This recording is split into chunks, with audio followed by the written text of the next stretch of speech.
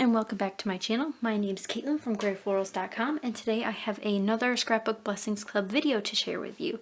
So if you'd like more details on this video, please visit the link down in the description box, and it'll lead you to scrapbookblessings.com, and we can learn more about this project. So I decided that I would take some of the guesswork out of making this fun shaker card by doing some of the steps beforehand, but I did want to show you how to put it all together. So I have Tulle here, and if you haven't seen, the new rage is Tulle shaker cards. Jennifer McGuire did this, a bunch of people have started doing this, and it's a great idea because it takes away all the bulk of a shaker card without losing the shaker elements. So I have some Tulle here. Mine came on a roll, pretty inexpensive. I think this was like $2 and it's like 500 feet, but you can also buy in larger pieces of fabric, but I just cut a little piece off here. Today I am featuring the My Favorite Things stamp set here, and this one is called Sea Life. So I used a lot of these stamps, and I also just cut them all out ahead of time. So as you can see, I have three little shaker windows cut out here, and I used these dies, which are from Hero Arts. It's a whole die set, so there's several circles. I just chose these three. I'll also be featuring several sequin mixes. I'm featuring one from Neat and Tangled and catscrappiness.com, which you can see here. The other colors here are just from my stash, which are just different single packs mixed into my jars here. So that pretty much sums up everything that I've done so far. If you have any questions, these ink colors, I'd also like to apologize for any noise you can hear outside. It is raining, but all these stamp colors are from my stamp set, or my ink set from Whisper Inks. Super old, not sure if they exist anymore. I got those as a gift a while back. So besides cutting out all of the fish images and stamping them and coloring them, I also used these Impression Obsession dies, which are little waves here. They're American made steel dies. You can see these in my latest haul video, but I just attached this all together. So all the little bits are not attached, but I attached all the waves to the back here just so you can get an idea. So all three of these will be my shaker windows. So since all of these little fishies are going to be on top of the card, I can set those aside because we're going to be doing the shaker portion now. So I made my front base here, this card front, to 4 1/4 by 5 1/2, so it exactly matches my card base, which is an A2 size card, but portrait style. So those two line up perfectly. I didn't leave a border because I didn't really want one. For this technique, you'll want some adhesive tape. So this is like tape, the tear tape. I find that this works better if you have the strong stuff, which is like the thinner, usually the thinner stuff people buy, but that's well recommended as well. So first thing we're going to do is cut down our Tulle to size. So it's going to cover this back panel here. So this is going to be a little bit difficult because Tulle is kind of hard to work with. So what I'm going to do is lay it flat on my mat here. And I also have a little bit of glue left over from the background here, so I'm going to stick it down to that temporarily. Then I'm going to just grab my scissors. Tulle is sort of like ribbon, so you can use some of your fabric scissors or your any type of shear will do. So you're just going to trim off all the pieces that you don't need. Oops. You could glue down the entire thing first. I'm just trying to show you. Oops, my sequins are going everywhere. I'm just showing you some different ways to do so. So I'm going to cut off this big piece here, so I don't need all of it. So there's that piece gone, keep that for later. And then I'm just going to trim off the sides here.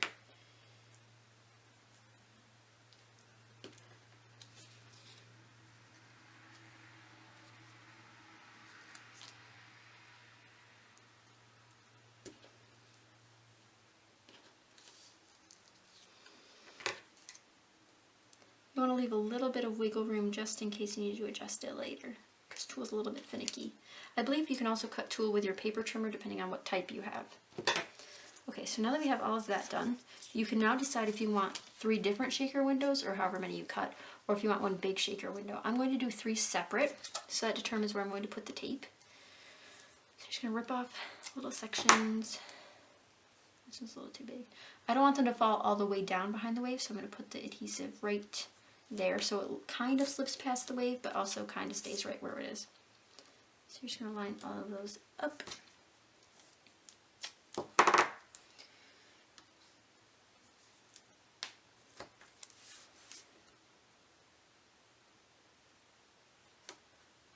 And it doesn't have to be perfect. The tool does cause these shaker bits to move around loosely, but not too loosely, if you know what I mean.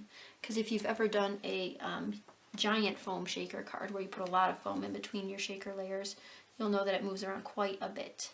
This one's a little bit less than that, but it's also more than if you just put acetate next to paper. You can also make a shaker, I know these are called shaker windows and shaker pockets, but what you can do is also fold the shaker or the tool in half so the shaker bits have more freedom. So that's another option. And again, like I've said, multiple people have done this technique on the internet, so be sure to check out all the several bits of unique work. So if you didn't want to use tear tape like I'm doing, although it is the recommended method, you could use your ATG gun or your whatever you use, the tape runner that's inside your machine. I don't know what else to call it, device perhaps. Now my problem with tear tape, as you guys know if you watch my channel, I rarely use this stuff, is that it's just so time consuming to me. Pardon me. So this is time consuming, as you can see. But once you have all your little bits down, I mean I still have a couple more to go. I'm just trying to peel some of these off so we save some time later. But it's being very fussy.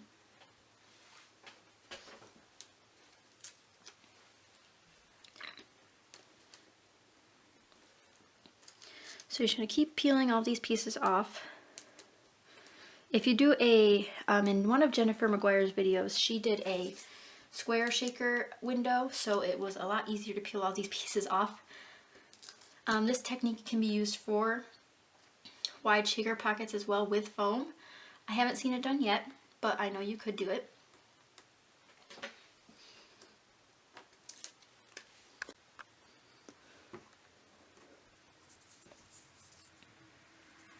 So we have a couple more sides to go. Another great thing about this tear tape, I know I was just bashing it earlier, but one thing that I do like about it is that you can move the tape. So if I push down this side and then start peeling it off, now I have like this loose tape I can use to form however I need to. So that's a plus. Or you could just use a thinner tape, you know, that'd make more sense, but I don't have any. So just got to do a couple more sides.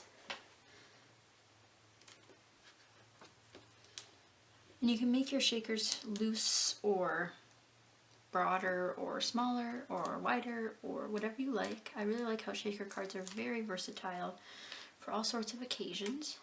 I'm leaving this one plain for now. I'm going to add a sentiment later to the inside to finish it off. I'm not sure what I want to use this for yet. I have lots of cards to make though, so this will be used soon.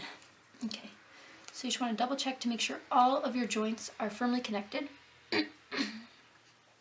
Excuse me again. I still have a little gap there, so I'm going to use more tape. Actually I have two gaps, so I want to put another piece here, and then one over here. I'd like to apologize again if you guys can hear the cars outside. It is very rainy out, and there's lots of water on the road, so you can hear them slushing through. If you guys are enjoying these card videos I've been uploading, I'd love to make more, so please let me know in the comments what type of cards you'd like to see more of, or if you want specific stamp sets that I've featured before, or if you want techniques, coloring techniques, stamping techniques, whatever you guys want. Trying to get this. See, remember how I said I didn't like tear tape?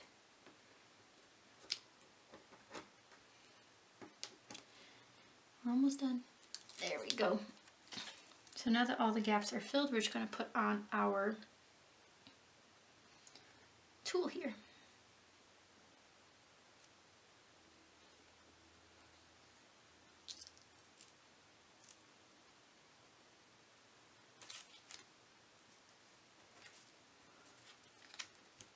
Obviously it's going to go through with the adhesive since there are holes in tulle. If you've never experienced tulle before, it's a mesh material. So if I put something else behind it, you'll be able to see it better. You can kind of see the mesh there. I'm actually going to reposition this side because it's very loose. So you might want to pull it taut depending on how you want your card to look. And I went over the side here with tulle. Like I said earlier, you could adhere it first and then trim the tulle. It's probably a better idea than what I did earlier. But since it's my first time making a tulle card, we're all in this together, aren't we? So now that you have that all set, I'm going to put down the other spots of adhesive for my card front. So like I need one here, and I'll need some more at the top. This also keeps in the tulle a little bit better as well. I'm going to add one over here on the side, just for more support once it's on the actual card itself. Since this is directly adhering to our card base, we just want to make sure that's all set. So I have my card base over here. It's going to go right on top. So what I'm going to do is place, actually I'm going to peel these up first since I have such a hard time peeling them off. And then I'm going to put my sequins on. See, this is why I do that first. And you saw all my sequins over here. I mentioned before where they're from, but in case you want to know again or you forgot, I have 2 mixes. I included the Cat Scrappiness Winter Wonderland mix, which I don't think she has in her shop right now, but it's a seasonal mix, so she can bring it back during winter time if it's not there right now. I know she has plenty of star ones available though. I also included this Neat and Tangled orange and pink one that I got free with a stamp set. The rest of these are just blue, white, and orange pieces from my sequin stash from various places. So what I'm going to do is take all of these little guys and just make sure they're in the center, kind of spread them out. Just grabbing random piles, trying not to get them in the adhesive. If they go in the adhesive, that's fine, they'll just live there forever. So you can see I have quite a few colors. I have dark blues, teals, and then you want to spread them out like I'm doing here.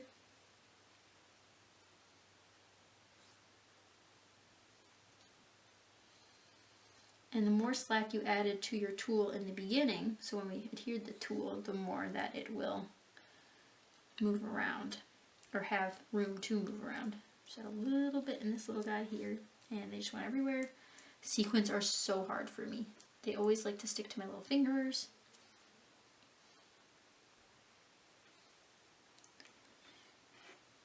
And they're really hard for me to pick up. And that's what I was really afraid of, but that's okay. We'll just scoot them back in.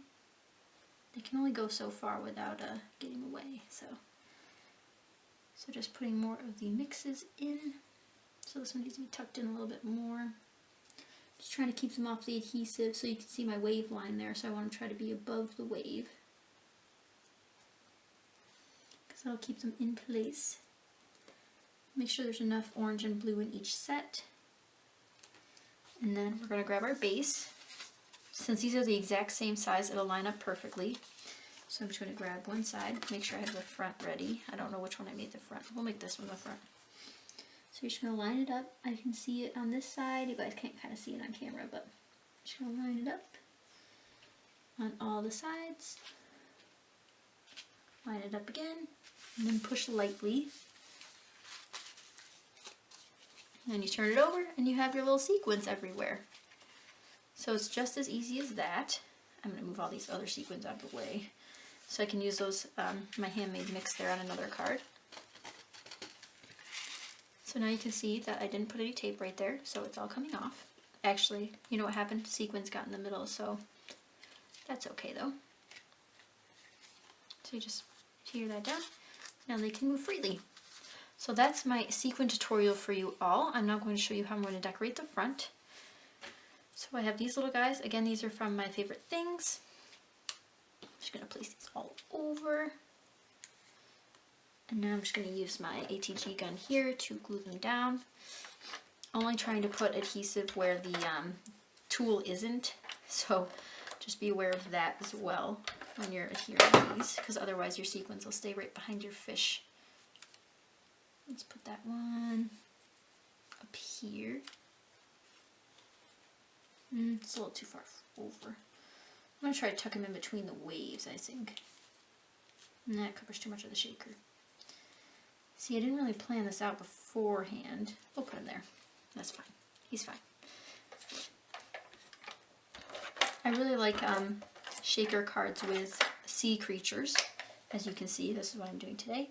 But this is great for all sorts of creatures. It doesn't have to be for creatures either. It can be for birthday cards or any type of card, really. I also have a little starfish I'm going to put up here. I stamped on both sides, and I got to figure out which side's the front. The beautiful thing about stamping is there's always the other side of the paper, at least when we're cutting out images. To make these really crisp images, I use my stamping tool here. I have the Hampton Art one, but it is no longer up for sale at most places since the patent issue that came out. But here is the finished card. I'm really excited with the way it came out. So, quick and easy little shaker pocket. If you guys enjoyed this video, be sure to check out Scrapbook Blessings Club for more videos by yours truly, as well as other great design team members. If you have any questions about this card, please leave them down below. I'd be happy to answer them. And if you'd like more details and up-close photos of this card, I'll have it over on their blog, scrapbookblessingsclub.com, so be sure to check it out there. If you guys want to know where any of these products are from, please check them out on my blog. And if you have any other questions, please let me know. So thank you guys so much for watching. Be sure to give this a thumbs up and be sure to subscribe. I'll catch you guys next time. Bye.